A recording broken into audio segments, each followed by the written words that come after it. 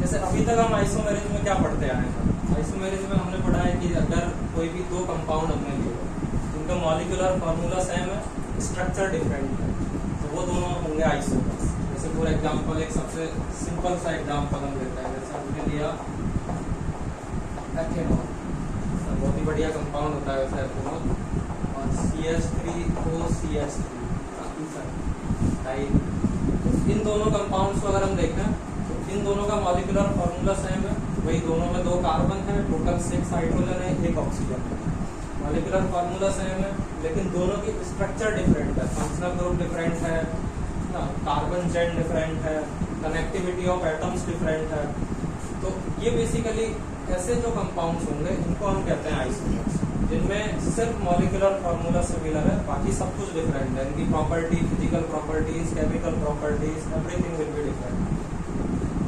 लेकिन जब हम बात करते हैं ज्योमेट्रिकल आइसोमर्स, जो कि बेसिकली स्टीरियो आइसोमर्स का पार्ट होगा, तो ज्योमेट्रिकल आइसोमर्स में यहाँ पे हम एक और सिमिलरिटी इंट्रोड्यूस करते हैं। यहाँ पे मॉलिक्यूलर फार्मूला तो सेम होगा ही होगा, उनकी स्ट्रक्चर भी सिमिलर होगी, और अगर मान लो स्ट्रक्चर सिमिलर है तो फंक्शनल ग्रुप भी सिमिलर आएगा, और फंक्शनल ग्रुप अगर सिमिलर आ रहा है तो उनकी केमिकल प्रॉपर्टीज भी सिमिलर होगी।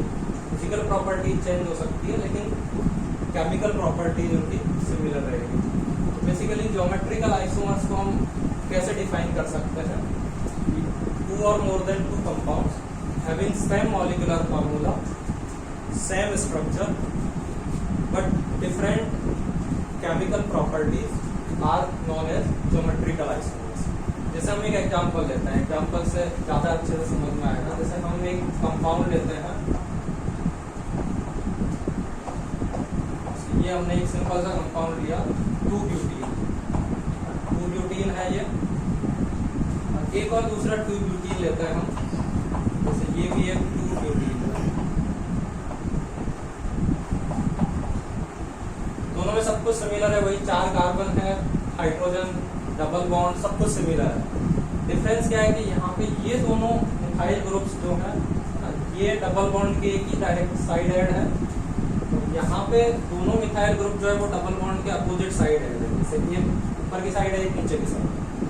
तो बेसिकली अगर हम यहाँ पे दोनों सिमिलर ग्रुप्स के बीच की डिस्टेंस को अगर हम देखें, जो एरिया डिस्टेंस है, अगर इसको हम कंपेयर करें तो ये दोनों ग्रुप एक दूसरे से डायगोनली अपोजिट है, और ये दोनों ग्रुप एक ही साइड है, तो ये डिस्टेंस ऑब्वियसली बात है कि कुछ कम आएगी। अगर इसको हम L1 एज्यूम कर ले, इसको एज्यूम कर ले L2, होगा क्या कि L1 जो है वो L2 के कंपैरिजन में कुछ कम रहेगी।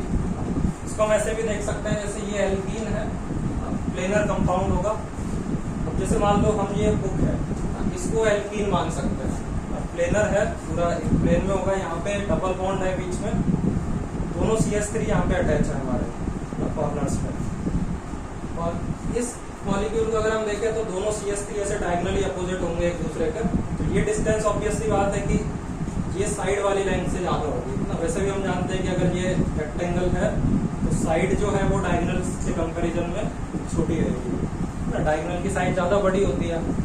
बेसिकली इन दोनों ग्रुप्स के बीच में जो डिस्टेंस का डिफरेंस आ रहा है सिमिलर ग्रुप्स के बीच में, इससे क्या होगा कि इन दोनों की प्रॉपर्टीज कंप्लीटली डिफरेंट होगी, एंटायरली चेंज हो जाएंगी। यहाँ पे क्या होगा कि ये दोनों जो बल्कि ग्रुप्स हैं, जैसे हाइड्रोजन तो चलो स्मॉलर ग्रुप्स हैं, वो एक दूसरे से दूर दूर रहेंगे, उनको एक दूसरे से कोई प्रॉब्लम नहीं है। लेकिन अगर हम मिथाइल को देखें तो मिथाइल बल्कि ग्रुप होगा, और जब बल्कि ग्रुप एक दूसरे से कम डिस्टेंस पे होंगे तो यहाँ पे इलेक्ट्रॉन पेयर रिपल्सन काफी ज्यादा रहेगा, क्योंकि इनका इसका पूरा एक इलेक्ट्रॉन क्लाउड होगा। इसको हम इस तरीके से भी बना सकते हैं, जैसे देखते हैं मिथाइल को अगर हम कंप्लीटली ओपन कर दें तो ये इस टाइप का ग्रुप होगा, और ऐसे एक बड़ा सा इलेक्ट्रॉन क्लाउड इसका यहाँ पे रहेगा। सिमिलरली जैसे हम दूसरे मिथाइल ग्रुप को भी इसी तरीके से ओपन स्ट्रक्चर की फॉर्म में लिखा है, तो इसका भी एक बड़ा सा इलेक्ट्रॉन क्लाउड होगा, और ये इलेक्ट्रॉन क्लाउड एक दूसरे को रिपेल करेंगे। इसकी वजह से क्या होगा कि इसकी स्टेबिलिटी डिक्रीज होगी, स्टेबिलिटी डिक्रीज होगी तो इसके मेल्टिंग और बॉइलिंग पॉइंट पे डिफरेंस आएगा, सिमेट्री पे डिफरेंस आएगा, तो इसकी काफी सारी फिजिकल प्रॉपर्टीज इस फॉर्म से डिफरेंट होगी। तो ये दोनों जो कंपाउंड है दिखने में ये दोनों 2 ब्यूटीन है, लेकिन इन दोनों की प्रॉपर्टीज डिफरेंट है, तो तो ये सिमिलर कंपाउंड्स नहीं होंगे। आईयूपीएसी का रूल है कि अगर दो कंपाउंड डिफरेंट है तो उनका आईयूपीएसी नेम डिफरेंट होना चाहिए। तो हम क्या करते हैं, ऐसे कंपाउंड्स के लिए सिस और ट्रांस एक टर्मिनोलॉजी होती है जिसको हम यूज में लेते हैं। तो ज्योमेट्रिकल आइसोमर्स जो होंगे वो बेसिकली सिस और ट्रांस की फॉर्म में एग्जिस्ट कर रहे होंगे। अगर दोनों सिमिलर ग्रुप सेम साइड है या लेस डिस्टेंस पे है तो उसको हम कहते हैं सिस आइसोमर। अगर दोनों सिमिलर ग्रुप्स जो है वो opposite side of double bond है तो उसको हम कहते हैं ट्रांस आइसोमर। तो ये तो जस्ट एक इंट्रोडक्शन हो गया कि कैसे दो डिफरेंट कंपाउंड्स बन सकते हैं जो एक दूसरे के ज्योमेट्रिकल आइसोमर्स होंगे, कि दोनों का मॉलिक्यूलर फॉर्मूला और स्ट्रक्चर दोनों सिमिलर है। तो डिफरेंस कहाँ से क्रिएट हुआ वो हम यहाँ से थोड़ा बहुत एक आइडिया ले सकते हैं, इसको समझ सकते हैं। और यहाँ पे एक और पॉइंट आता है, जैसे इसको हम दोबारा से पहले जैसा ही लिखते हैं। सपोज यहाँ पे CH3 था और यहाँ पे CH3। अब इन दोनों कंपाउंड्स को आपस में कंपेयर करो। डिफरेंस क्या है, सिर्फ CH3 की पोजीशंस आपस में डिफरेंट है। पोजीशन भी नहीं, इसको हम ओरिएंटेशन कहेंगे तो ज्यादा बेटर होगा। यहाँ पे दोनों CH3 एक साइड है, यहाँ पे डबल बॉन्ड की अपोजिट साइड है। अगर मान लो हम ऐसे एज्यूम करें कि ये जो कार्बन है इसको हमने ऐसे पकड़ के रोटेट कर दिया, तो क्या ये इसमें कन्वर्ट हो जाएगा?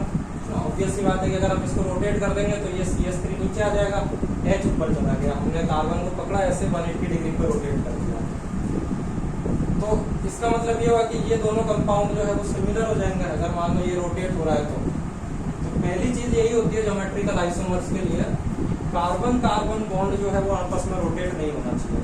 कि अगर ये रोटेट हो गया तो इन दोनों कंपाउंड्स में फिर फर्क नहीं रहेगा, भाई ये इसमें कन्वर्ट हो जाएगा, ये फिर से रोटेट होगा तो ये इसमें कन्वर्ट हो जाएगा। तो पहली चीज जो है ज्योमेट्रिकल आइसोमर्स के लिए, इसको हम कंडीशन कह सकते हैं, फर्स्ट कंडीशन, कि कार्बन कार्बन बॉन्ड जो है इसका रोटेशन रेस्ट्रिक्टेड होना चाहिए। बॉन्ड रोटेशन जो होगा ये रेस्ट्रिक्टेड होना चाहिए, बॉन्ड रोटेट नहीं करना चाहिए। बॉन्ड रोटेट नहीं करेगा तो ये CH3 कभी इधर नहीं आ पाएगा। तो अगर मान लो किसी स्ट्रक्चर में ऐसा पॉसिबल है, ऑब्वियस सी बात है कि वो इसके रोटेशन से नहीं बना है, तो एंटायरली डिफरेंट कंपाउंड है जिसकी प्रॉपर्टीज डिफरेंट है, और इसीलिए हम उसको एक डिफरेंट नाम भी देते हैं IUPAC के अकॉर्डिंग, जिसको हम ट्रांस 2-ब्यूटीन कहते हैं। तो एक तो ये चीज हो गई। अच्छा, दूसरी कंडीशन भी इसमें हो सकती है, जैसे देखो यहाँ पे हम क्या करते हैं, कुछ डिफरेंट ग्रुप्स इंट्रोड्यूस कराते हैं। जैसे हमने क्या किया, यहाँ पे भी CH3 रखा और यहाँ पे भी CH3 रखा, यहाँ पे भी CH3 और यहाँ पे भी CH3।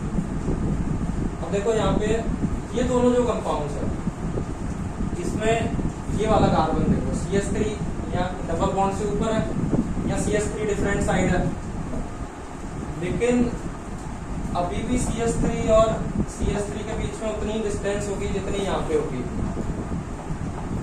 ये दोनों डिस्टेंस सिमिलर ही है क्योंकि ये भी एक साइड है, ये भी एक साइड है। तो ऑब्वियसली बात है कि ये जो दोनों कंपाउंड्स है, हालांकि ये CH3 नीचे की साइड आ गया, लेकिन इस साइड पहले से CH3 प्रेजेंट है, तो ये डिस्टेंस का डिफरेंस नहीं आया। बेसिकली इसको भी हम एक कंडीशन बना सकते हैं कि ये जो पोजीशन है जहाँ पे डबल बॉन्ड प्रेजेंट है या जहाँ पे carbon carbon bond rotation restricted है, वहाँ पे क्या होना चाहिए कि दोनों साइड, एक साइड ये हो गई, एक साइड ये हो गई, तो ये दोनों ग्रुप भी डिफरेंट होने चाहिए एक दूसरे से, ये दोनों ग्रुप भी एक दूसरे से डिफरेंट होने चाहिए। तभी हम ये डिफरेंस पता कर पाएंगे कि हमारा CH3 ऊपर की साइड है या नीचे की साइड है। क्योंकि ये तो हमेशा हमको ऐसा ही लगेगा कि यार ये भी उतनी डिस्टेंस दूर था CH3 से और ये भी मिथाइल ग्रुप से उतना ही डिस्टेंस पे है, तो कोई डिफरेंस हमको नहीं समझ में आएगा। तो बेसिकली सेकंड कंडीशन ये है कि जो ज्योमेट्रिकल सेंटर बन रहा है या जहाँ पे carbon carbon bond rotation restricted है, उसके दोनों एंड्स पे डिफरेंट ग्रुप्स अटैच होने चाहिए। यानी कि ये दोनों ग्रुप्स भी जब डिफरेंट होंगे, जैसे मान लो यहाँ पे अगर क्लोरीन होता है, यहाँ पे कुछ और होता है ब्रोमीन, अब ये डिफरेंस हमको समझ में आएगा क्योंकि अब CH3 क्लोरीन के ज्यादा क्लोज है, और जब हम CH3 की ओरिएंटेशन को चेंज करेंगे तो अब ये ब्रोमीन के ज्यादा क्लोज होगा। तो अब ये दोनों कंपाउंड्स हम समझ सकते हैं कि ये डिफरेंट है और ये डिफरेंट है। सेकेंड कंडीशन इसमें हो जाएगी कि जो ज्योमेट्रिकल सेंटर होगा उससे डिफरेंट ग्रुप्स अटैच होने चाहिए। डिफरेंट ग्रुप्स वहाँ पे प्रेजेंट होने चाहिए, तभी हम ज्योमेट्रिकल आइसोमर्स का पता कर सकते हैं। इसमें एक और कंडीशन होती है, लेकिन उसको अभी हम नहीं डिस्कस करेंगे।